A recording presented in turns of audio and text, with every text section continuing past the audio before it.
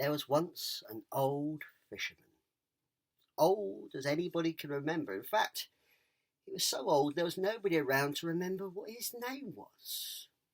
Now, this old fisherman would go down to the beach, down to the edge of the surf, and every day he would cast his net into the sea and catch bass, mullet, just enough to get by with, even if it didn't make him rich.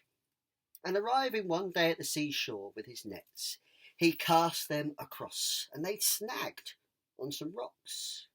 He prayed out loud, "Oh, Allah, Allah, please, help me out. My nets are stuck." And he pulled and heaved as much as he could, and eventually, they came away from the rocks, but they'd snagged on something else. He pulled it in further and further and further, and all he found was a load of rotting seaweed. "Oh, is this some kind of a joke? I come here to catch fish and I end up with rotting seaweed. This is no good."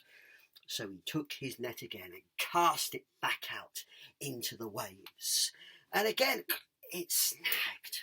"Oh, Allah, Allah, please, come on, I come to catch fish, not to catch rocks." He pulled and pulled as hard as he could, and eventually, it came through, and he pulled something very big in it, and a great big dead donkey. "Oh dear, is this some kind of sick joke? I don't need dead donkeys, no one's going to buy that." So he got hold of his nets, and again he cast them out into the waves. Off they went, and they snagged again on the rocks. "Oh, Allah, are you playing with me?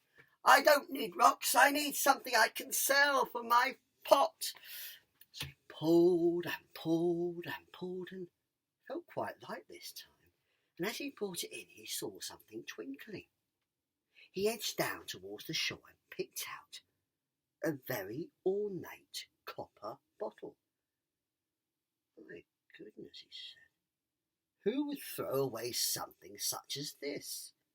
The wonderful carvings and the seal looks like a royal wax over the top." Now, this fisherman had been fishing for a long time and wasn't really up to date with all of the great kings that had lived before, but this seal on this bottle was belonging to Suleiman, a very ancient ruler who'd lived thousands of years before. And because he didn't know it was Suleiman's seal, he had no problem with opening it. He picked off the wax, unscrewed the top, and very strange. He watched as some dust came out the top. Not normal dust that falls gently to the ground. This dust rose and rose and got thicker and thicker. It's like the dust was turning into smoke. And as sure as a seed grows into a tree, or a day turns into a week and then into a year, colours started to appear in the smoke, patterns.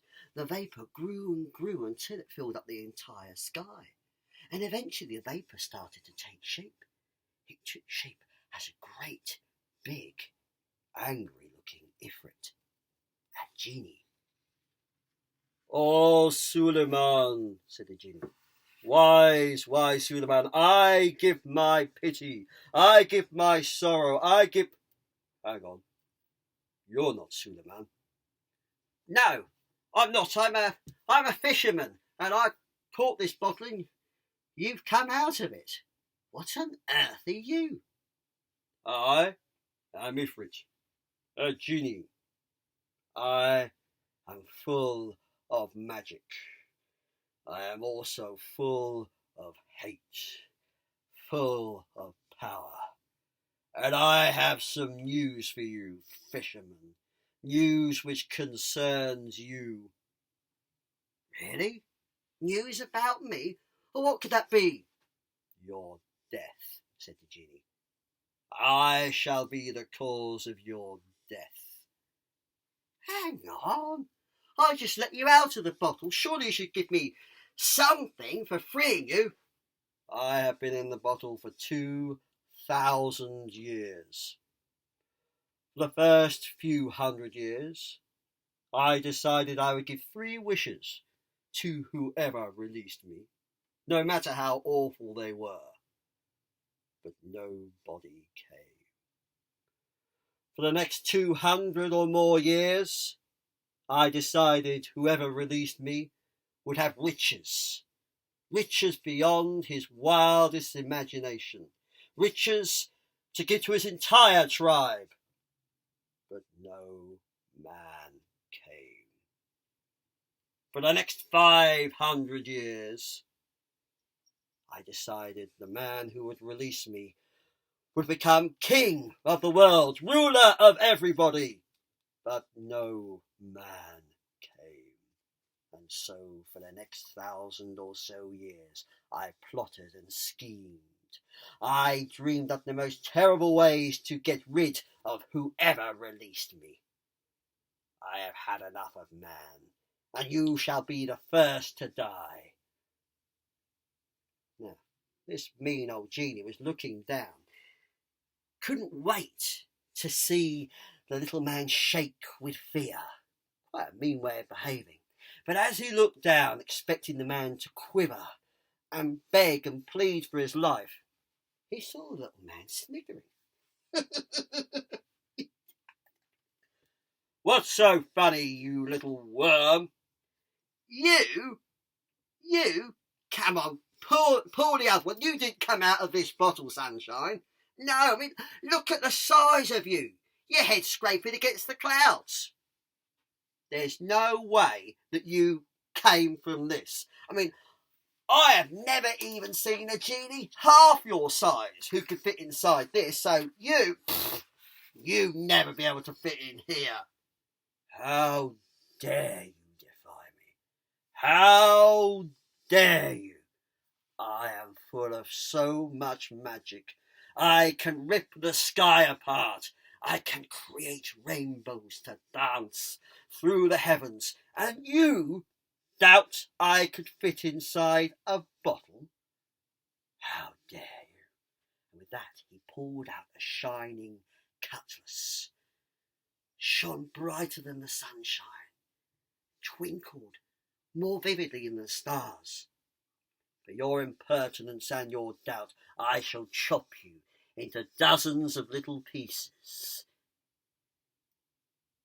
He looked down towards the man, expecting the little fisherman, to be shivering and quivering. But again, he was looking up at the Ifrit, the genie.